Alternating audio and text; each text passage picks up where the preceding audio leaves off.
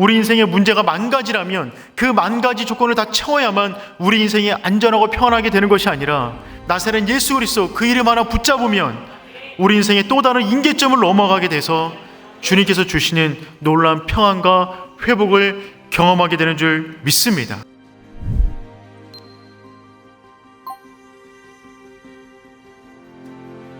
영적으로 완전한 변화, 질적으로 완전한 변화, 그 변화를 만들어내는 영적 임계점이 있다는 것입니다. 고넬료는 누가 봐도 경건한 사람이었어요. 그는 하나님 말씀하시면 무조건 순종하는 사람이었어요. 누군가 만약 구원을 받아야 한다면 고넬료는 무조건 첫 번째로 구원받아야 될 사람처럼 보입니다.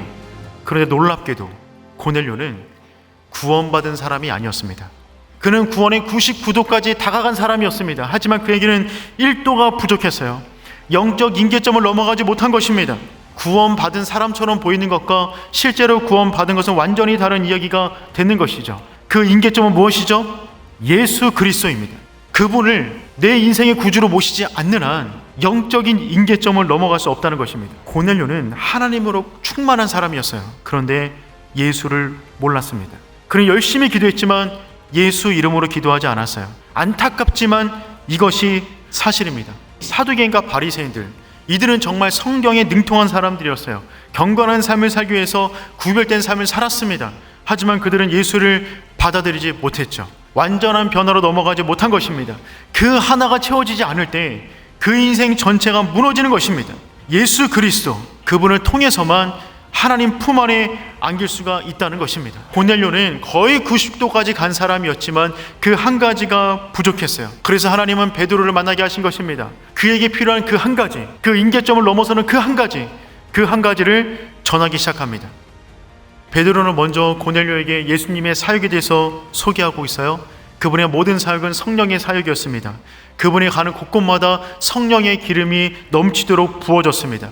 특별히 그분은 선한 일을 행하셨는데 마귀에게 늘린 모든 사람들을 자유하게 만드는 일을 하셨다는 거예요. 베드로는 그 이후에 예수님의 죽음, 십자가에 대해서 설명해요.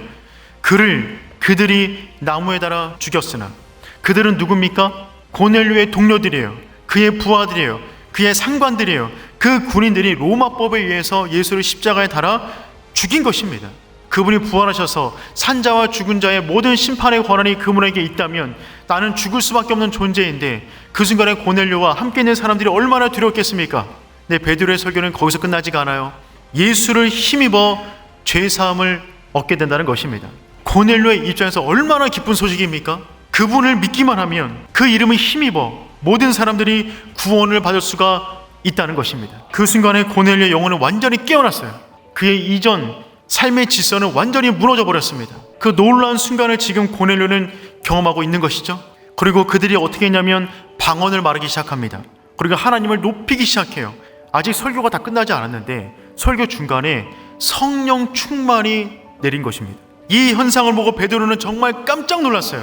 그는 유대인에게만 성령이 임하는 줄 알았어요. 죽었던 사람이 살아나도 놀라지 않았던 베드로가 이방인 가운데 성령 충만이 임하게 되니까 깜짝 놀란 것입니다. 그 순간에 베드로 역시 그의 기존 세계가 완전히 무너져 버린 거예요. 그래서 사도행전 10장을 기준으로 하여 선교의 방향은 완전히 바뀝니다. 10장 이전에는 유대인 중심의 선교였다면 10장 이후로부터는 이방인 중심으로 나아가는 선교의 지형도가 바뀌게 되는 것이죠. 성령은 우리가 예측할 수 없어요.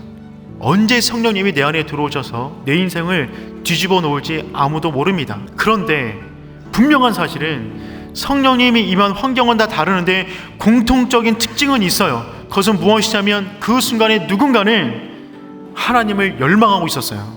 기도하다가 말씀 듣다가 그 열망한 그 영혼 안에 하나님이 역사를 일으키셨던 것입니다. 하나님에 대한 굶주림, 배고픔, 열망, 헝거, 그 영혼 위에 하나님의 성령을 부어주시는 줄 믿습니다.